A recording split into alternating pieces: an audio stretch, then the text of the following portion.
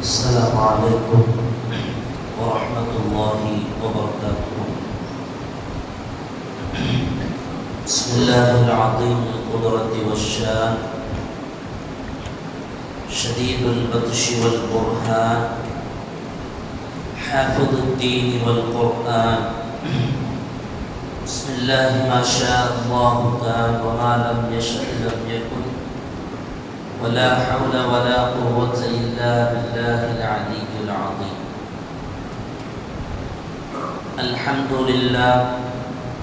الحمد لله رب العالمين، والعاقبة للمتقين، والصلاة والسلام على أشرف المرسلين وعلى آله وصحبه أجمعين، أما بعد. فقد قال الله تعالى في القرآن العظيم والفرقان المجيد: أعوذ بالله من الشيطان الرجيم، بسم الله الرحمن الرحيم، ورحمتي وسعت كل شيء، صدق الله العلي العظيم. وقال نبينا وحبيبنا وسيدنا وقرة أعيننا وثمرة فؤادنا محمد رسول الله صلى الله عليه وسلم، وهو شهر أوله رحمة وأوسطه مغفرة وآخره عتق من النار، صدق النبي صلى الله عليه وسلم. எல்லா புகழும் புகழ்ச்சியும் ஏக இறைவனாகிய அல்லாஹ் ஒருவனுக்கே உரித்தாவுக. அவனின் சாந்தியும் சமாதானமும் ஈருலக வேந்தர் முஹம்மது ரசூலுல்லாஹ் ஸல்லல்லாஹு அலைஹி வஸல்லம் அவர்களின் மீதும், அவர்களின் அடிச்சுவடை அப்படியே அடிபெறலாமல் பின்பற்றிய உத்தம சத்திய ஸஹாபாக்கள், தாபிஈன்கள், தபஉ தாபிஈன்கள், நாதாக்கள், சுஹதாக்கள், அவுலியாக்கள், நம் பெற்றோர்கள், உஸ்தாதுமார்கள், மனைவி மக்கள், இங்கே அமர்ந்திருப்பவர்கள், இன்னும் வர இருப்பவர்கள், ஊர்வாசிகள், அயல்வாசிகள், கபர்வாசிகள், உலக முஸ்லிம்கள் அனைவர்கள் மீதும் என்றென்றும் குறைவின்றி நிறைவாக நின்று நிலவட்டுமாக. புனிதமான இந்த நாளில் அவனுக்கு பிடித்தமான இந்த இடத்தில் வல்லோன் அல்லாஹ் நம்மை ஒன்று கூட்டியதை போல நாளை ஜன்னத்துல் ஃபிர்தௌஸ் என்னும் உயர்தரமான சுவனத்தில் கண்மணி முஹம்மது ரசூலுல்லாஹ் ஸல்லல்லாஹு அலைஹி வஸல்லம் அவர்களோடு நம்மையும் நம்மை சார்ந்த அத்துணை பேர்களையும் ஒன்று கூட்டி அருள் புரிவானாக. நோய்கள் அனைத்தையும் ஷிஃபாவாக்கி தந்தர் புரிவானாக. கண்ணியத்திற்குரிய அல்லாஹ்வின் நல்லடியார்களே, புனிதமான ரமலானை மீண்டும் ஒரு முறை கூட நம் வாழ்வில் அனுபவிக்கும் பாக்கியத்தை வழங்கிய அல்லாஹுவிற்கு எல்லா புகழ். ரமலானை முழுமையாக அடைந்து அதில் நோன்பு நோற்று இறைவனின் கருணையையும் மகுஃபிரத்தையும் நரக விடுதலையையும் பெற்று அன்று பிறந்த பாலகர்களாக ரமலான் நம்மை விட்டு பிரியும் போது அல்லாஹ் நம்மை ஆக்கியர் புரிவானாக. கண்ணியத்திற்குரியவர்களே, ரமலானை ஹதீஸின் அடிப்படையில் மூன்றாக இமாம்கள் நமக்கு பிரித்து விளக்குவார்கள். நமக்கெல்லாம் மிகவும் அறிமுகமும் மிகவும் தெரிந்தது ரமலானுடைய முதல் 10 ரஹ்மத்தினுடைய 10. அந்த ரஹ்மத்தினுடைய 10 தான் நாம் வைத்திருக்கிறோம். பொதுவாக அல்லாஹுடைய கருணை எல்லா விஷயங்களிலும் நமக்கு தேவை. இறைவனின் கருணை இல்லாமல் பாவ மன்னிப்பு இல்லை. இறைவனின் கருணை இல்லாமல் நரக விடுதலை இல்லை. இறைவனின் கருணை இல்லாமல் உலகத்தில் எதுவும் சாத்தியமில்லை. அந்த இறைவனின் கருணையை விசாலமாக இந்த முதல் 10 வழங்குகிறார். பெருமானார் ஸல்லல்லாஹு அலைஹி வஸல்லம் அவர்கள் சொல்வார்கள், வஹுவ ஷஹ்ரு, ரமலான் என்று சொன்னால் அது ஒரு மாதம். அவ்வலுஹு ரஹ்மத்துன், அதனுடைய ஆரம்பத்தை அல்லாஹ் அருள் நிறைந்ததாக கருணைக்காக வேண்டியே முதல் 10 வைத்திருக்கிறார். வௌசத்துஹு மக்ஃபிரத்துன், அதனுடைய இடையில் இருக்கும் 10 அல்லாஹ் பாவ மன்னிப்புக்காக வைத்திருக்கிறார். வஆஹிருஹு ஐதுக்கும் மினன் நார், கடைசி 10 பாவ மன்னிப்புக்காக நரக விடுதலைக்காக வைத்திருக்கிறார். இந்த 30 நாட்களையும் நீங்கள் அவருடைய கருணையை கொண்டு அலங்கரிக்க வேண்டும் என்பதை இந்த ஹதீஸ் நமக்கு சுட்டி காட்டுகிறது. இறைவனுடைய கருணை இல்லாமல் எதுவும் இல்லை. வலவுலா ஃபضலுல்லாஹி அலைக்கும் வரஹ்மத்துஹு லத்தபஅதுமுஷ் ஷைத்தான இல்லா கலீலா. அல்லாஹ்வுடைய அருளும் கருணையும் நம்மீது இல்லாமலாகுமே ஆனால், அப்படி ஒன்று நமக்கு உண்டாகாமல் இருந்தால் லத்தபஅதுமுஷ் ஷைத்தான இல்லா கலீலா, குறைவானவர்களை தவிர அனைவர்களும் ஷைத்தானையே பின்பற்றியிருப்போம். இந்த ஆயத்தில் நாம் கவனிக்க வேண்டிய விஷயம், லத்தபஅதுமுஷ் ஷைத்தான இல்லா கலீலா, நமக்கு முதல் எதிரியே ஷைத்தான் தான். ஷைத்தானை வென்று வாழ வேண்டும். ஒருவேளை அல்லாஹ்வுடைய ரஹ்மத்து நமக்கு உண்டாகாமல் இருந்திருந்தால் நாம் ஷைத்தானை பின்பற்றிருப்போம், குறைவானவர்களை தவிர என்று இந்த குர்ஆன் வசனம் சொல்லுகிற பொழுது நாம் புரிய வேண்டிய செய்தி, ரப்பினுடைய கருணை இல்லாமல் எதுவும் இல்லை. வரஹ்மத்தி வஸிஅத் குல்ல ஷை. இன்னொருடத்தில் அல்லாஹ் சொல்லுவான், என்னுடைய ரஹ்மத், என்னுடைய கருணை அனைத்திலும் விசாலமாக இருக்கிறது. ரப்பினுடைய கருணை மிக முக்கியமானது. இறைவனுடைய கருணை இல்லாமல் எதுவும் இல்லை. அல்லாஹ் சுப்ஹானஹு வ தஆலா உலகத்தை படைத்ததற்கு பின்னர் நாயகம் சொல்லுவார்கள், லம்மா ஹலகல்லாஹுல் ஹல்க, அல்லாஹ் எல்லா படைப்பையும் படைத்து முடித்ததற்கு பிறகு கதப ஃபீ கிதாபிஹி வ ஹுவ யக்துபு அலா நஃப்ஸிஹி, அல்லாஹ் தன் மீதே விதியாக்கி தன்னுடைய லௌஹல் மஹ்ஃபூஸ் என்னும் அந்த ஏட்டில், அல்லாஹ் அர்ஷுக்கு மேல் இருக்கும் ஏட்டில் அல்லாஹ் எழுதினானாம், இன்ன ரஹ்மதி தக்லிபு கதபி, என்னுடைய கருணை, என்னுடைய அருள் என்னுடைய கோபத்தை மிஞ்சிவிடும். என்னுடைய அருள், என்னுடைய கருணை அது கோபத்தை மிஞ்சிவிடும். அல்லாஹ்வை சர்டிபிகேட் தரக்கூடிய ஒரு செய்தி. எனவே இந்த ரஹ்மத்தை அதிகமாக அல்லாஹ்விடத்தில் கேட்கிற இந்த நாளில் ரப்பிடத்தில் ஒருபோதும் ரஹ்மத்தை கேட்பதிலிருந்து நாம் மைமறந்து, ரப்பிடத்தில் ரஹ்மத்தை கேட்பதிலிருந்து நாம் விடுபட்டு போய்விடாமல் நம்மை நாம் பாதுகாத்துக் கொள்ள வேண்டும். அல்லாஹ்வுடைய ரஹ்மத் எவ்வளவு விசாலமானது, எவ்வளவு விசாலமானது. அதனுடைய விசாலத்தன்மையை நம்மால் சொல்லி ஒரு அளவை அதற்கு நிர்ணயித்து விட முடியுமா? நிச்சயம் இல்லை. பெருமானார் ஸல்லல்லாஹு அலைஹி வஸல்லம் அவர்களோடு சஹாபாக்கள் ஒரு இடத்திற்கு பயணமாகிறார்கள். அப்படி பயணமாகும் போது ஒரு சஹாபி ஒரு புதருக்கு இடையில் பறவை குஞ்சுகள் 2 இருப்பதை பார்க்கிறார்கள். அந்த பறவை குஞ்சுகளை பார்த்த அந்த சஹாபி அந்த 2 குஞ்சுகளையும், பறவை குஞ்சுகளையும் ஆசையோடு எடுத்து தன்னோடு அதை சேர்த்துக் கொள்கிறார்கள். இதை பார்த்து கொண்டிருந்த அந்த பறவை குஞ்சுகளுடைய தாய் பறவை பரிதவித்து போய் இந்த சஹாபியினுடைய தலைக்கு மேல் வந்து வட்டமிட்டு கொண்டே அலர்கிறது. தன்னுடைய குஞ்சியை என்னோடு இருந்து பிரித்து விட்டீர்கள், அதை திரும்பி கொடுங்கள் என்கிற அர்த்தத்தில் அந்த பறவை, தாய் பறவை அந்த சஹாபியுடைய தலைக்கு மேல் வந்து வட்டம் விடுகிறது. வட்டம் விடும் போதே சத்தமிட்டு கொண்டே வட்டம் விடுகிறது. பெருமானார் ஸல்லல்லாஹு அலைஹி வஸல்லம் அவர்கள் இதை பார்த்து விட்டு சொல்லுவார்கள், யார் இந்த பறவையினுடைய குஞ்சுகளை எடுத்துக் கொண்டவர்கள், இந்த பறவை குஞ்சி எடுத்தவர்கள் யார் என்று சொல்லிவிட்டு அதை திரும்ப கொடுத்து விடுங்கள் என்பார்கள். அந்த சஹாபி தன் கையில் வைத்திருந்த அந்த பறவை குஞ்சுகள் 2ஐயும் எடுத்து அந்த தாய் பறவைக்கு பக்கத்தில் விட்ட போது அந்த தாய் பறவை தன்னுடைய இரு சிறகுகளையும் வைத்து அது தன்னோடு அணைத்து அப்படியே அமைதியாக, அதுவரையிலையும் அலறிய, அதுவரையிலையும் கதறிய, பரிதவித்து போன அந்த பறவை அந்த 2 குஞ்சுகளையும் தன் இறக்கைக்குள்ளால் வைத்து அணைத்து அப்படியே அமைதியான போது சஹாபாக்கள் எல்லாம் அதை ஆச்சரியத்தோடு பார்த்தார். அப்படித்தானே நாம் பறவைகளை பார்த்தால் ஆச்சரியத்தோடு பார்ப்போம், அதனுடைய குஞ்சுகளை பார்த்தால் ஆச்சரியத்தோடு பார்ப்போம், அது பால் கொடுப்பதை பார்த்தால் ஆச்சரியத்தோடு பார்ப்போம், அது தன்னோடு தன்னுடைய இறக்கைக்குள்ளால் அணைத்துக் கொள்கிற போதும் ஆச்சரியத்தோடு பார்ப்போம் அல்லவா? சஹாபாக்களும் ஆச்சரியத்தோடு பார்த்தார்கள். பெருமானார் அவர்கள் அந்த சஹாபிகளை பார்த்து சொல்லுவார்கள், உங்களுக்கு இது ஆச்சரியம் தருகிறதா? ஆமாம் யா ரசூலல்லாஹ். நாயகம் சொல்லுவார்கள், இதை விட கருணையாளன் அல்லாஹ் ரப்பல் ஆலமீன். அவருடைய அடியார்களை தன் பக்கம் அழைத்துக் கொள்வான், அரவணைத்துக் கொள்வான்.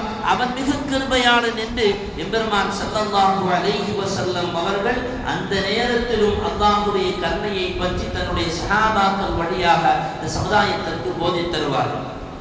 அமல்கள் எவ்வளோ செய்திருந்தால், எவ்வளோ தான தர்மங்கள் கொடுத்திருந்தால், நல்லவர்களாக உலகத்தில் நாம் பாராட்டப்பட்டிருந்தாலும், நாம் சிறப்புக்குரியவர்கள் என்று மற்றவர்களால் போற்றப்பட்டிருந்தாலும், அல்லாஹ்வுடைய கருணை இல்லாமல் நம்முடைய அமலுக்கும் எந்த மதிப்பும் இல்லை. மாங்கு ஒருத்தர் ஒரு ருகூனையும் சுஜூதையும் விழுந்து தொழுவார்.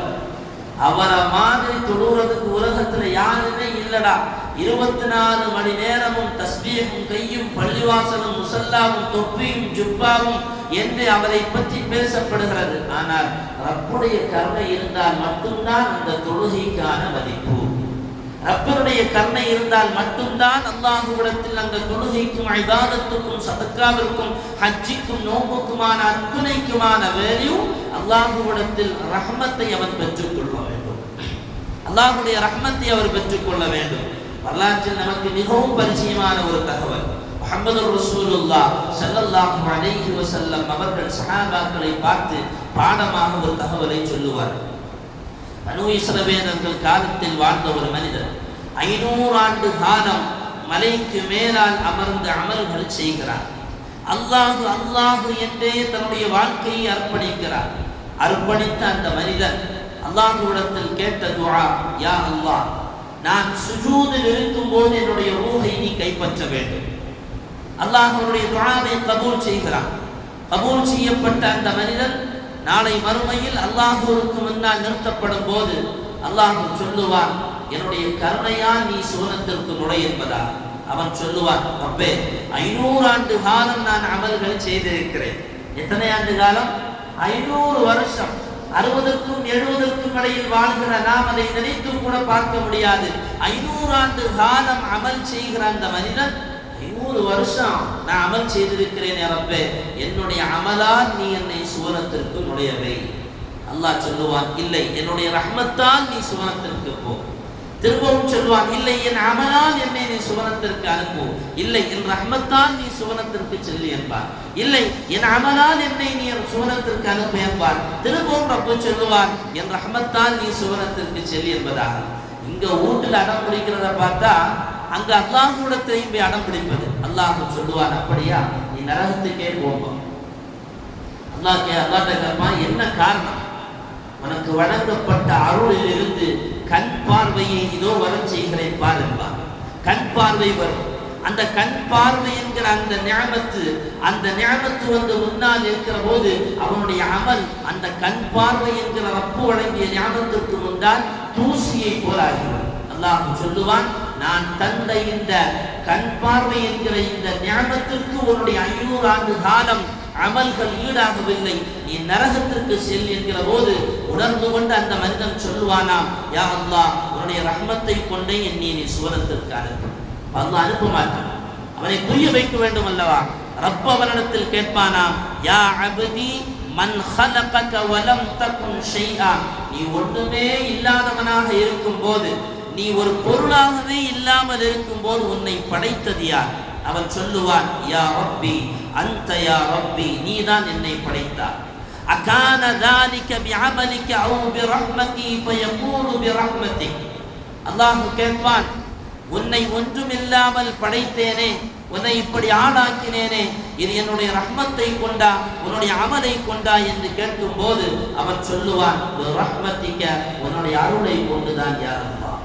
திரும்ப அல்லாஹ் கேட்பான், யாரும் இல்லாத ஒரு மலைக்கு மேலால், பேசுவதற்கும் பார்ப்பதற்கும் ஆள் இல்லாத ஒரு பகுதியில், கடல் தண்ணிகள் அங்கே உப்புகள் கொண்டு கொப்பளிக்கிற பொழுது சுவையான நீரை உனக்கு தந்தேனே, மாதுளை பழங்கள் வருடத்துக்கு ஒரு முறை மாத்திரமே முளைக்கிற அந்த மாதுளை பழத்தை உனக்கு நான் தினந்தோறும் கொடுத்தேனே, இதுவெல்லாம் உனக்கு தந்தது யார் என்று ரப்பு அவனிடத்தில் கேட்கிற பொழுது அவன் சொல்லுவான், யா அல்லாஹ், நீதான் எனக்கு இதை கொடுத்தாய். சுஜூதில் இருந்து கொண்டு மரணமாக வேண்டும் என்று துஆ கேட்டபோது உனக்கு அந்த வாய்ப்பை கொடுத்தது யார் என்று அல்லாஹ் கேட்பான். அவன் சொல்லுவான், அன்த ரப்பி, யா அல்லாஹ், நீதான் எனக்கு இந்த வாக்கியத்தை தந்தாய், உன்னுடைய ரஹ்மத்தை கொண்டே என்னை நீ சுவனத்தில் நுழையச் செய் என்பதாக அந்த மனிதன் மீண்டும் அல்லாஹ்விடத்தில் சொல்லுகிற பொழுது அல்லாஹ் அவனுடைய ரஹ்மத்தை கொண்டு சுவனத்தில் நுழைய வைப்பான். 10 ரக்காத் 20 ரக்காத் தராவீஹை நின்று வணங்குகிற நாம் மாறு தட்டி கொண்டு நான் இந்த ஒரு ரக்காத்தை இந்த தராவீஹை முழுமையாக தொழுதேன் என்று பெருமை பேசுவதற்கு எந்த தகுதியும் இல்லை. 30 நாட்கள் நாம் நோன்பு நோற்றதற்கு பின்னால் நான் 30 நாட்கள் நோன்பு நோற்ற பெரிய ஆபதி என்று அல்லாஹ்வுக்கு முன்னால் மக்களுக்கு முன்னால் பெருமை பேசுவதற்கு தகுதி படைத்தவர்கள் அல்ல. அல்லாஹ் நினைத்தால் மட்டும் அவனுடைய ரஹ்மத்து நமக்கு கிடைத்தால் மட்டும்தான் நம்முடைய அமல்களுக்கு அல்லாஹ்விடத்தில் மதிப்பு உண்டு. பெருமானார் ஸல்லல்லாஹு அலைஹி வஸல்லம் அவர்கள் சொல்லுவார்கள், லை யுத்கில அஹதன் அமலுல் ஜன்னah, ஒரு மனிதனை அவருடைய அமல் ஒருபோதும் சுவனத்தில் நுழைய செய்யாது. சஹாபாக்கள் கேட்டார்கள், அந்த யா ரசூலல்லாஹ், நீங்களுமா, உங்களுக்கும் அந்த நிலைமை தானா? நாயகம் சொல்வார்கள், ஆமாம், எனக்கும் அந்த நிலைமை தான். இல்லா அன் யதகம்மதனி அல்லாஹு பிஃபضலின் அவ் பிரஹ்மத்தின், அல்லாஹ்வுடைய ரஹ்மத்தும் அவருடைய ஃபضலும் என்னை பொதிந்து கொண்டாலே தவிர. பெருமானார் ஸல்லல்லாஹு அலைஹி வஸல்லம் அவர்கள் முன்பின் பாவம் மன்னிக்கப்பட்ட நபி. மட்டுமல்ல, அவர்களை போல அமல் செய்வதற்கு உலகத்தில் யாரும் இல்லை. அல்லாஹுவான் கருணையாளர், இரக்கமுள்ளவர் என்று குர்ஆனில் அடையாளம் பெறப்பட்ட முஹம்மது ரசூலுல்லாஹ் ஸல்லல்லாஹு அலைஹி வஸல்லம் அவர்களையே அல்லாஹ் சொல்லும்போது, ஐயதகம்மதனி அல்லாஹு பிஃபضலின் அவ் பிரஹ்மத்தின், அல்லாஹ்வுடைய ரஹ்மத்தும் அவனுடைய ஃபضலும் இருந்தால் மட்டும்தான் நானும் சுவனத்திற்கு நுழைய முடியும் என்கிற போது, அருமையான சகோதரர்களே, இந்த ரமதான் மாதத்தில் அதிகமாக அல்லாஹ்விடத்தில் அவனுடைய ரஹ்மத்தை கேட்க வேண்டும். ரப்பினுடைய ரஹ்மத்து கிடைத்தவனுக்கு நாம் என்ன செய்யணும்? அதுக்கு ஒரு வழி வேணும் இல்ல? அல்லாஹ்வுடைய ரஹ்மத்தா, அல்லாஹும்ம ரஹம்னி பிரஹ்மத்திக யா அர்ஹமர் ராஹிமீன், யா அல்லாஹ் எனக்கு நீ ரஹ்மத்தை தா என்று துஆ கேட்கிறோம். அந்த ரஹ்மத்து கிடைப்பதற்கான வழி என்ன? முஹம்மது ரசூலுல்லாஹ் ஸல்லல்லாஹு அலைஹி வஸல்லம் அவர்கள் சொல்வார்கள், உனக்கு அல்லாஹ் ரஹ்மத்து செய்திருப்பதை போல நீ அடுத்தவர்கள் மீது ரஹ்மத்து செய். உன் மீது அல்லாஹ் ரஹ்மத்தை கருணை செய்திருப்பதை போல அடுத்தவர்கள் மீது நீ கருணை கொள்கின்றார்கள். நாளை மறுமையில அல்லாஹ் சுப்ஹானஹு வ தஆலா எல்லா மக்களையும் ஒன்று கூட்டுவான். ஆடை இல்லாமல் மனிதன் நிற்பான். நீர் இல்லாமல் பசியோடு தாகித்தவனாக களைத்தவனாக ஆடை இல்லாமல் மறுமையில் எல்லா மனிதனும் நிற்கிற பொழுது அல்லாஹ் சுப்ஹானஹு வ தஆலா இந்த உலகத்தில் ஆடை அடுத்தவர்களுக்கு அல்லாஹுக்காக வேண்டி வழங்கி தர்மம் செய்தவருக்கு அல்லாஹ் நாளை மறுமையில் ஆடையை வழங்குகிறார். ஒமன் அத்அமல்லாஹு ஒமன் அத்அம லில்லாஹி அத்அமஹுல்லாஹ், யார் அல்லாஹுக்காக வேண்டி அடுத்தவர்களுக்கு உணவு கொடுத்தார்களோ அவர்களுக்கு அல்லாஹு தஆலா நாளை மறுமையில் உணவை வழங்குவார். யார் அல்லாஹுக்காக வேண்டி தாகித்தவர்களுக்கு நீர் புகட்டினாரோ அல்லாஹ் அவர்களுக்கு நாளை மறுமையில் நீர் புகட்டுவார்.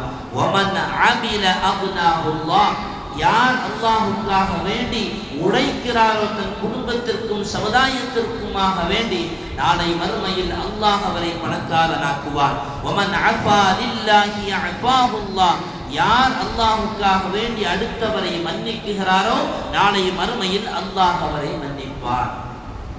அல்லாஹ்வுடைய ரஹ்மத்து கிடைப்பதற்கான அடையாளமாக அடுத்தவர்களை மன்னித்தல், அடுத்தவர்களுக்கு உடை வழங்குதல், அடுத்தவர்களுக்கு உணவு வழங்குதல், அடுத்தவர்களுக்கு குடிப்பதற்காக நீர் வழங்குதல். இந்த அத்துணை குணம் படைத்தவர்களுக்கு நாளை மறுமையில் அல்லாஹ்வுடைய ரஹ்மத்து கிடைக்குது. நாம உடை கொடுத்திருக்கிறோமா சிந்திக்கணும், நாம் உணவு வழங்கியிருக்கிறோமா சிந்திக்கணும், நாம் நீர் புகட்டிருக்கிறோமா சிந்திக்க வேண்டும்.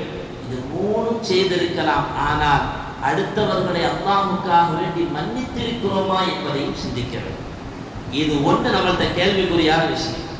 எத்தனையோ வைராக்கியங்கள், எத்தனையோ கோபங்கள், எத்தனை ஆண்டு காலமான பழிகள் சுமைகள் அத்தனையும் உள்ளத்தில் வைராக்கியமாக வைத்திருக்கிறோம் என்றால் அல்லாஹுக்காக வேண்டி அடுத்தவர்களை மன்னிக்கிற பொழுது அல்லாஹ் அவனுடைய ரஹ்மத்தை விசாலமாக நமக்கு தருகிறான். மன் ஃபர்ரஜ அன் அஹீஹி குர்பத்தம் மின் குர்பித் துன்யா, துன்யாவினுடைய கஷ்டங்களிலிருந்தும் ஒரு மனிதனுக்கு ஒரே ஒரு கஷ்டத்தை நீக்கி கொடுத்தால் ஃபர்ரஜல்லாஹு அன்ஹு குர்பத்தம் மின் குர்பி யௌமில் ஆখিরা, நாளை மறுமையில் அல்லாஹ் அவருடைய ஒட்டுமொத்த கஷ்டத்தையும் போக்குகிறார். அல்லது அவருடைய ஆখিরাத்தினுடைய கஷ்டங்களிலிருந்து ஒரே ஒரு கஷ்டத்தையாவது அல்லாஹ் போக்கி கொடுப்பான் என்றார்கள் முஹம்மதுர் ரசூலுல்லாஹி ஸல்லல்லாஹு அலைஹி வஸல்லம். அடுத்தவர்களை மன்னிப்பது, அடுத்தவருடைய கஷ்டங்களில் பங்கு கொள்வது, அடுத்தவர்களுக்கு உதவுவதால் அல்லாஹ்வுடைய ரஹ்மத்தை நமக்கு விசாலமாக தருகிறார். இந்த ரமலான்ல நாம ஏழை எளியவர்களுக்கு உதவி செய்ய வேண்டும் என்று முன் வருவோம். அதற்காக வேண்டி நாம் சேமித்து வைத்திருக்கிற காசுகளை எல்லாம் பங்கு போடுவோம். அருமையானவர்களே, அதில் முதலில் உங்களுடைய குடும்பத்தை நீங்கள் கவனியுங்கள். தயவு செய்து உங்களுடைய சகோதரர்கள் ஏழையாக இருந்தால் அவனுக்கு முதலில் உதவுங்கள். உன்னுடைய சகோதரி ஏழையாக இருந்தால் அவருக்கு முதலில் உதவுங்கள். உங்களுடைய தாய் தந்தையர்கள் யாராவது இருந்தால் அவர்கள் ஏழையாக இருந்தால் நீங்கள் கொடுப்பதற்கு வாங்குவதற்கு அவர்கள் தகுதியானவர்களாக இருந்தால் கண்டிப்பாக அவர்களுக்கு உதவி செய்யுங்கள். எத்தனையோ குடும்பங்கள் தன்னுடைய தாய் தந்தையை மறந்து வாழுகிற எத்தனையோ பிள்ளை தன்னுடைய சகோதரனை தன் கண்ணுக்கு முன்னால் கஷ்டப்படுகிறான், ஆனால் அவனை பார்த்து அவனுக்கு உதவி செய்வதற்கு மனம் இல்லை. தன்னுடைய பெயர் சொல்லப்பட வேண்டும், தான் புகழப்பட வேண்டும் என்று தனக்கு தெரிந்தவர்களுக்கு உதவி செய்கிறான் அல்லவா? இது ஒருவேளை அல்லாஹ் பொருந்திக் கொண்டால் ஏற்றுக்கொள்ளப்படலாம். ஆனால் இங்கே சகோதரனுக்கு உதவாததான குற்றம் நாளை மறுமையில் அல்லாஹ்விடத்தில் பாக்கியாகவே இருக்கும். எனவே வழங்குகிற இந்த ரமதானுடைய சதக்காக்களில் ஆரம்பத்தில் நம்முடைய குடும்பத்திற்கு நாம் உதவ வேண்டும். எத்தனையோ குடும்பங்கள் கஷ்டப்படுகிற குடும்பம், தன்னுடைய கண்ணுக்கு முன்னால சகோதரன் கஷ்டப்படுகிறான், சகோதரி கஷ்டப்படுகிறான், இரக்கம் வரவில்லை. மன் ஃபர்ரஜ அன் அஹீஹி குர்பத்தம் மின் குர்பித் துன்யா, துன்யாவுடைய கஷ்டங்களிலிருந்து ஒரு கஷ்டத்தை தன்னுடைய சகோதரனுக்கு முதலில் நீக்கி கொடுத்தால் அல்லாஹ் ஆகிரத்தில் அவனுடைய கஷ்டத்தை நீக்குவார். அருமையானவர்களே, தெரிந்தவர்களுக்கு உதவி செய்வதால் மட்டும் அல்லாஹ் அந்த பாக்கியத்தை கொடுப்பதில்லை, தெரியாதவர்களுக்கு உதவி செய்ய வேண்டும். பெருமானார் ஸல்லல்லாஹு அலைஹி வஸல்லம் அவர்கள் சொன்னார்கள், லா யதஉல்லாஹு ரஹ்மத்தஹு இல்லா அலா ரஹீம், யார் கருணையாளனாக இருக்கிறானோ அவனுக்குத்தான் அல்லாஹ்வுடைய கருணையை கொடுப்பார். சஹாபாக்கள் கேட்டார்கள், யா ரசூலல்லாஹ் குல்லுனா யர்ஹமு, நாங்கள் கருணையாளராக இருக்கிறோமா? நாயகம் சொன்னார்கள், லைஸ பிர்ரஹ்மத்தி அஹதிக்கும் ஸாஹிபஹு, உனக்கு தோதுவான உன்னுடைய நண்பனுக்கு மாத்திரம் நீ கிருபை செய்வது அது கிருபையே அல்ல. யர்ஹமுன் நாஸ காஃபா, உலகத்தில் வாழுகிற ஒட்டுமொத்த மக்களுக்கும் நீ இரக்கம் செய்ய வேண்டும், எல்லோர்களுக்கும் இரக்கம் செய்ய வேண்டும். தனக்கு பிடித்தவனுக்கு மாத்திரம் கருணை செய்துவிட்டு அடுத்தவர்களுடைய விஷயத்தில் ஓர வஞ்சனை காட்டினால் அல்லாஹ்விடத்தில் அந்த ரஹ்மத்திற்கு அந்த கருணைக்கு எந்த பிரதிபலனும் இல்லை. வரலாற்றில் ஒரு செய்தி, ஆயிஷா ரலியல்லாஹு அன்ஹா அவர்கள் மீது பழி சுமத்தப்படுகிறது, இட்டு கட்டப்படுகிறது. அப்படி பழி சுமத்தப்படும் போது அபூபக்கர் சித்தீக் ரலியல்லாஹு அன்ஹு அவர்கள் அவர்களுடைய உதவியை பெற்று வந்த மிஸ்தஹ் இப்னு உஸாதா ரலியல்லாஹு அன்ஹு, இந்த சஹாபியும் அந்த பழிச்சுமனில் தங்களுடைய ஒரு பங்களிப்பை அதில் வைத்து விட்டார். இந்த செய்தியை அறிந்த போது அபூபக்கர் சித்தீக் ரலியல்லாஹு அன்ஹு அவர்கள் அவர்களுடைய உதவியை பெற்று வாழ்ந்தவர் தான் இந்த மிஸ்தஹ் இப்னு உஸாதா ரலியல்லாஹு அன்ஹு. இந்த செய்தி அபூபக்கர் சித்தீக் ரலியல்லாஹு அன்ஹு தெரிந்த போது சொன்னார்கள், வல்லாஹி லா அன்ஃபிகு அலா மிஸ்தஹ் ஷைஅன் அபதா, இதுக்கு பின்னால மிஸ்தஹுக்கு எந்த உதவியும் செய்ய மாட்டேன், என் புறத்திலிருந்து எந்த உதவியும் செய்ய மாட்டேன் என்று சையதுனா அபூபக்கர் சித்தீக் ரலியல்லாஹு அன்ஹு சத்தியமிடுகிறார்கள். உடனே ஆயத்தை அல்லாஹ் இறக்கினான். ஆயத்தை உடனே அல்லாஹ் இறக்கினான், வலா யஅ்தனி உலுல் ஃபضل மின்கும் வஸ்ஸஅத், அல்லாஹ் யாருக்கு சிறப்பை கொடுத்திருக்கிறானோ, யார் செல்வத்தை பெருக்காக பெற்றிருக்கிறார்களோ அவர்கள் அடுத்தவர்களுக்கு உதவி செய்ய மாட்டேன் என்று சத்தியமிட வேண்டாம். அவர்கள் மன்னித்து விடட்டும், அடுத்தவர்களுக்கு அவர்களுடைய உதவி அவர்கள் தாராளமாக செய்யட்டும். அலா துஹிப்பூன ஐ யக்ஃபிரல்லாஹு லக்கும், அல்லாஹ் அவர்களை மன்னிப்பதை அவர்கள் விரும்பவில்லையா என்ற ஒரே ஒரு ஆயத்து தான் இறங்கியது.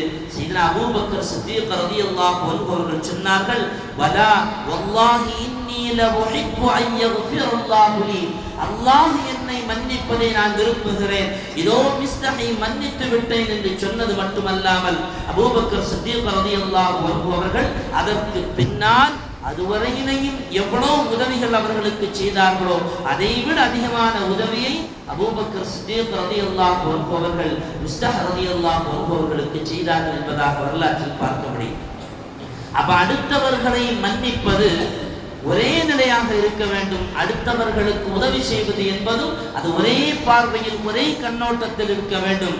தனக்கு தெரிந்தவன், வேண்டப்பட்டவன், பிடித்தவன் அவனுக்கு ஒரு மாதிரியாகும், தனக்கு தெரியாதவன், வேண்டாதவன், தனக்கு பிடிக்காதவன் அவனுக்கு ஒரு மாதிரியாகவும் செய்கிறவன் அல்லாஹ்விடத்தில் அவனுடைய சதக்காவை கொண்டு ரஹ்மத்தை பெற முடியாது என்கிறார்கள் முஹம்மது ரசூலுல்லாஹி ஸல்லல்லாஹு அலைஹி வஸல்லம். எனவே அதிகமாக ஒவ்வொரு தொழுகைக்கு பின்னாலும் ரமலானில் நாம் அல்லாஹ்விடத்தில் அல்லாஹும்ம ரஹம்னா பிரஹ்மதிக யா அர்ஹமர் ராஹிமீன், யா அல்லாஹ் கிருபையாளனே, கிருபையாளனுக்கெல்லாம் கிருபையாளனே, எனக்கு நீ கிருபை செய்ய என்ற ரப்பிடத்தில் கை உயர்த்தி கேட்கிற நாம் அடுத்தவர்களுக்கும் கிருபை செய்து வாழ்ந்தால் மட்டும்தான் அல்லாஹ்வுடைய கிருபையை நாம் பெற முடியும். இதில் இன்னொரு செய்தி, அல்லாஹ்விடத்தில் பாவ மன்னிப்பு கேட்பதற்கு முன்வர வேண்டும். அப்படி பாவ மன்னிப்பு கேட்கிற பொழுது அல்லாஹ்வுடைய ரஹ்மத்தை நமக்கு தருவார். இன்னைக்கு பாவம் எல்லாம் சர்வசாதாரணமாகிவிட்டது, சர்வசாதாரணமாகிவிட்டது. தவறு செய்து விட்டு கூட அதை தவறென்று புரிந்து கொள்ளாத ஒரு சமூகத்தில் வாழுகிறோம்.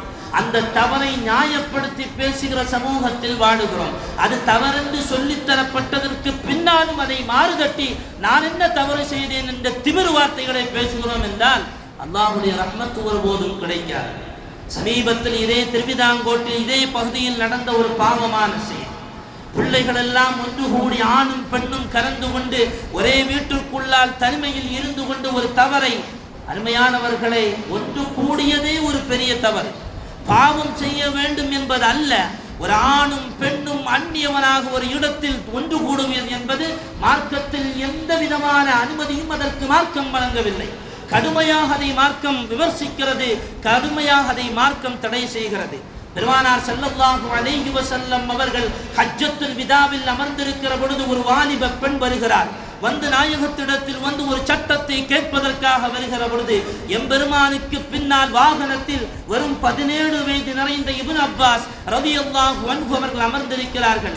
நாயகத்திடத்தில் வந்து அந்த சஹாபியத்தான பெண்மணி கேட்பார், யா ரசூலல்லாஹ், யா ஹபீபல்லாஹ், என் தகப்பனாருக்கு ஹஜ் செய்வதற்கான ஆற்றல் இல்லை, அவர் அதற்கான வாய்ப்பில்லாமல் அமர்ந்திருக்கிறார், அவருக்காக வேண்டி நான் ஹஜ் செய்யலாமா, ஹஜ்ஜினுடைய கிரியையை செய்யலாமா என்று கேட்கிற பொழுது நாயகம் ஸல்லல்லாஹு அலைஹி வஸல்லம் அவர்கள் அந்த சஹாபியத்தான பெண்மணிக்கு பதில் சொல்வதற்கு முன்னால் 17 வயது நிறைந்த என் அருமை வாலிப சகோதரர்களை, 12ம் 11ம் 12ம் படிக்கிற 16ம் 17 வயது நிறைந்த வாலிப சிறுவர்கள் கவனிக்க வேண்டிய செய்தி, எம்பெருமான் இப்னு அப்பாஸ் என்று சொல்லப்படுகிற 17 வயது நிறைந்த சஹாபியை பின்னால் திரும்பி பார்க்கிறார்கள். அந்த சஹாபி நாயகம் இருக்கவே அந்த அந்நிய பெண்ணுடைய முகத்தை பார்த்து கொண்டிருந்த போது நாயகம் சொன்ன வார்த்தை என்ன தெரியுமா? ஹிஃப்து, நான் பயப்படுகிறேன். ஒரு வாலிப பெண்ணையும் ஒரு வாலிப சிறுவனையும் ஷைத்தான் வழிகெடுப்பதை நான் பயப்படுகிறேன் என்று சொல்லிவிட்டு நாயகம் அந்த 17 வயது நிறைந்த அந்த இப்னு அப்பாஸ் என்கிற சஹாபியினுடைய முகத்தை தன் கையால் திருப்பிவிட்டு அந்த வாலிப பெண்ணிற்கு சட்டத்தை சொல்லிக் கொடுத்தார்கள் என்பது இஸ்லாமிய வரலாறு சொல்லுகிற தகவல் என்று சொன்னால், ஒரு வீட்டுக்குள்ளால் நாங்கள் கூடினோம், நாங்கள் தவறு செய்ய மாட்டோம், அதை தட்டி கேட்பதற்கு நீங்கள் யார் என்று கேட்டால் நாங்கள் ஜமாஅத்தை சார்ந்தவர்கள், தட்டி கேட்கிற பொறுப்பு எங்களுக்கு உண்டு. இங்கே சமுதாயத்து இஸ்லாமிய மார்க்கத்திற்கு எதிராக எங்கள் சுற்றி இருக்கிற பகுதியில் அந்நியவர்கள் அல்ல, சமுதாயத்தை சார்ந்தவர்களை தவறு செய்தால் அதை கேட்க வேண்டிய கடமை இஸ்லாமியருடைய விற்பனர்களுக்கும் சமுதாய காவலர்களுக்கும் இமாம்களுக்கும் அறிஞர்களுக்கும் பெரியவர்களுக்கும் அந்த பொறுப்பு உண்டு. இது தொடரும் என்று சொன்னால் தட்டி கேட்பதற்கு ஜமாத்து முன்வரும் என்பதை வாலிப சமூகம் புரிந்து கொள்ள வேண்டுமே தவிர அவர்களை நாய் கடந்தோ பேய் கடந்தோ அவர்களை குற்றம் சாட்ட வேண்டிய எந்த விதமான தகுதியும் உங்களுக்கு இல்லை என்பதை நிதானமாக நீங்கள் உள்ளத்தில் பதிய செய்ய வேண்டும். நான் கேட்கிற கேள்வி என்ன தெரியுமா? இதே கூடிய அந்த இடத்தில் தன்னுடைய சொந்த சகோதரியை கொண்டு நிறுத்துவோமா? ஒரு வாலிபன் நிற்கிறான், 17 வயது நிறைந்த வாலிபன். ஒரு 17 வயது நிறைந்த யாரோ ஒருவருடைய சகோதரி, யாரோ ஒருவருடைய மகள் வந்து நிற்கிறார். ஒண்ணும் இல்லை, தன்னுடைய சொந்த சகோதரியை கொண்டு நிறுத்துவோமா? நிறுத்த மாட்டோமே. நான் கேட்ட கேள்வி, வாலிபன் சொன்ன பதில், எப்படி உஸ்தாத் நிறுத்துவோம்? அப்படி என்றால் அடுத்தவனுடைய மகனும் தன்னுடைய சகோதரி தானே. பெருமானார் ஸல்லல்லாஹு அலைஹி வஸல்லம் அவங்கள்ட்ட வந்து ஒரு சஹாபி கேட்டார்கள். ஒரு வாலிபர் வந்து கேட்பார், எனக்கு ஜினாவுக்கு அனுமதி தாங்க, விபச்சாரத்துக்கு அனுமதி தாங்கன்னு கேட்டாங்க. நாயகம் ஸல்லல்லாஹு அலைஹி வஸல்லம் அவர்கள் சஹாபாக்கள்லாம் அடிக்க போனாங்க. ரசூலுல்லாஹ் அம்மா அமைதியா இருங்கன்னு சொன்னாங்க. சொல்லிட்டு அந்த சஹாபியை பக்கத்தில் அழைத்து சொல்வார்கள், என் அருமை வாலிபனை, உன்னுடைய சொந்த சகோதரியோடு இன்னொருவன் இது போன்ற தவறான செயலை செய்வதற்கு நீ விரும்புவாயா? லா யா ரசூலல்லாஹ். உன்னுடைய தாயோடு லா யா ரசூலல்லாஹ், உன்னுடைய மனைவியோடு லா யா ரசூலல்லாஹ், உன்னுடைய மகளோடு லா யா ரசூலல்லாஹ். அப்படியானால் அடுத்தவனுடைய சகோதரியும் உனக்கு சகோதரி தான், அடுத்தவனுடைய மகளும் உனக்கு மகள் தான், அடுத்தவனுடைய தாயும் உனக்கு தாய் தான், அடுத்தவனுடைய மனைவியையும் நீ சகோதரியாக பார்க்க வேண்டும் என்று முஹம்மது ரசூலுல்லாஹி ஸல்லல்லாஹு அலைஹி வஸல்லம் அவர்கள் அந்த வாலிபனின் வழியாக இந்த சமூகத்திற்கு நமக்கு சொல்லித் தருகிறார்கள் என்றால், அருமையான வாலிபர்களை 17 18 நிறைந்த வயதுகளில் தான் சஹாபாக்கள் வதுவித்த களத்தில் குறித்தார்கள். 17 18 வயதில் தான் முஸ்அப் பின் உமைர் ரலியல்லாஹு அன்ஹு அவர்கள் மதீனாவை வென்றெடுத்தார்கள். 17 18 வயதில் தான் முஆத் பின் ஜபல் ரலியல்லாஹு அன்ஹு யமனை வென்றெடுத்தார்கள் என்றால், அந்த 17 18 வயதில் நீ இஸ்லாமியனாக வாழ வேண்டும் என்பதை நமக்கு முன்னால் வாழ்ந்த இறைநேசர்களும் சஹாபாக்களும் சொல்லி தந்திருக்கிற பொழுது, நான் நினைத்ததை போல் தான் வாழுவேன் என்று சொன்னால் அது சமூகத்தினுடைய மத்தியில் இஸ்லாமிய சென்டரில் முஸ்லிம்கள் வாழுகிற பகுதியில் அப்படி ஒரு தவறு அங்கே அரங்கேறும் என்று சொன்னால் தொடர்ந்து நீங்கள் தடுக்கப்படுவீர்கள், நீங்கள் கண்காணிக்கப்படுவீர்கள், நீங்கள் அதற்காக வேண்டி பேசப்படுவீர்கள் என்பதை ஆழமாக உள்ளத்தில் பதிய வேண்டும். உன் வயசிற்கு ஏற்றாற் போல் வேண்டுமானால் நீ அதை விமர்சனமாக பேசலாமே ஒழிய அந்த வயதை கடந்து வரும்போது தான் அதனுடைய தவறை நீ புரிந்து கொள்வாய். எனவே இது போன்ற தவறிலிருந்து நம்மை நாம் பாதுகாத்துக் கொள்ள வேண்டும். ஃபேர்வெல் டே ஒன்று இஸ்லாமிய மார்க்கம் அனுமதித்த விஷயம் அல்லவே. ஆணும் பெண்ணும் கூட்டாக கலந்து கூத்தாடுவதற்கு இது ஒன்று மார்க்கம் அனுமதித்த விஷயம் அல்லவே. இது ஏதோ முன்னோர்கள் ஏற்படுத்தியது தானே. இது ரசூலுல்லாஹ் காமித்து தந்ததா? பிறகு எப்படி இதை தடுக்க வந்தவர்களை தாறுமாறாக பேசுவதற்கு வாயெழுகிறது? அருமையான வாலிபர்களை, அல்லாஹுவை பயந்து கொள்ள வேண்டும். இத்தகில்லா, மரணம் எப்ப வேண்டுமானாலும் வரலாம், எந்த நொடியிலும் வரலாம். உன்னை தடுப்பதற்கு ஒரு தவறை செய்கிற பொழுது அதை தட்டி கேட்பதற்கு ஒரு வந்தால் நீ அதை ரஹ்மத்தாக நினை. அந்த பாவத்திலிருந்து நான் என் பாதுகாக்கப்பட்டேன், அல்லாஹ்வுடைய புறத்திலிருந்து ஒருவர் வந்து என்னை தட்டி காத்து அதிலிருந்து என்னை பாதுகாத்துக் கொண்டார் என்று அல்லாஹ்விற்கு நீ சுக்ர் சொல்ல வேண்டுமே தவிர ஜமாத்தையோ ஜமாத்தை சார்ந்தவர்களையோ குற்றம் சொல்வதற்கு எந்த விதமான அருகதையும் இல்லை. இன்னும் ஒரு தகுதியை சொல்லுகிறேன். ஒரு தவறை சுட்டி காட்ட போகும்போது தவறை சுட்டி காட்டு வரும். அங்க ஏற்கனவே ஒரு ஹராம் நடக்கும், இதுக்கல்லாம இன்னொரு ஹராமா அந்த பிள்ளைங்கள்லாம் செய்து வச்ச சாப்பாடை சாப்பிடுறது, அதுவும் ஹராம் தான். இது என்ன வகையில் நியாயமாகும்? யாரு சொன்னார்? என்னத்தான் தவறு செய்தாலும் அந்த தவறை சுட்டி காட்டணுமே தவிர அவன் காலையிலிருந்து மாலை வரையிலையும் வேர்வை சிந்தி உருவாக்கி அந்த உணவுகளை உண்டவர்கள் நெஞ்சில் கை வைத்து அவர்களை தேடி அவர்களுக்கான அந்த பணத்தை கொடுக்க வேண்டும். எம்பெருமான் ஸல்லல்லாஹு அலைஹி வஸல்லம் அவர்கள் சொன்னார்கள், ஒரு ஹராம் அது சின்ன கயிறு துண்டாக இருந்தாலும் அவனுடைய கபரில் அது நெருப்பாக எரியும் என்றார்கள். எத்தனை பரோட்டா தின்னமோ, எத்தனை கறி துண்டு தின்னமோ அத்தனையும் எண்ணி மன அளவில் வச்சு அவன் கையில கொண்டு போய் காசை கொடுப்பது அந்த கேக்கை தின்னவர்கள் அத்தனை பேர்களும் மீதும் கடமை. அதிலும் எந்த மாற்று கருத்தும் இல்லை. இரண்டுமே ஹராம், இரண்டுமே சமமாக பார்க்கப்பட வேண்டும். ஒரு சகோதரனுக்கு செய்கிற அநியாயத்தை அந்த சகோதரனிடத்தில் போய் மன்னிப்பு கேட்காத வரை அல்லாஹ் மன்னிக்க மாட்டான். அதற்கான தண்டனையை அல்லாஹ் அவன் மன்னிக்காத வரையிலையும் நீட்டி வைப்பான். எனவே அருமையானவர்களை, அப்படி யாராவது அந்த ஹராமான உணவை உண்டிருந்தால் அவர்களுக்கு போய் கொடுத்து அந்த பணத்தை யாருக்கும் தெரியாமல் கொடுத்து அதிலிருந்து விலகிக் கொள்ளுங்கள். என் அருமை வாலிபர்களே, இனிமேலால் இது போன்ற தவறுகளில் நீங்கள் ஈடுபட வேண்டாம். இஸ்லாமிய சென்றரண்டு அல்ல, எந்த பகுதியில் போனாலும் அல்லாஹ் உங்களை பார்க்குகிறான் என்ற அச்சத்தோடு வாடுவோம். இதற்கு பின்னால் சிறந்த ஒரு வாழ்க்கை உண்டு, திருமண வாழ்க்கை உண்டு, சம்பாதிக்கிற காலம் உண்டு. நமக்கும் பிள்ளைகள் வருவார்கள், அந்த பிள்ளைகளையும் வளர்த்த வேண்டும், அவர்களும் நல்லபடியாக வாழ வேண்டும் என்றால் நம்முடைய அடிப்படையான இந்த வயதான இந்த வாழ்க்கையில், வாலிப பருவத்தில் நம்முடைய வாழ்க்கையை சீராக்கிக் கொள்ள வேண்டும். எல்லாம் அல்லாஹ் சுப்ஹானஹு வ தஆலா அவன் பொருந்திக் கொண்ட நல்வாழ்வு வாழ்வதற்கு அல்லாஹ் நமக்கு தௌஃபீக் செய்தல் புரிவானாக.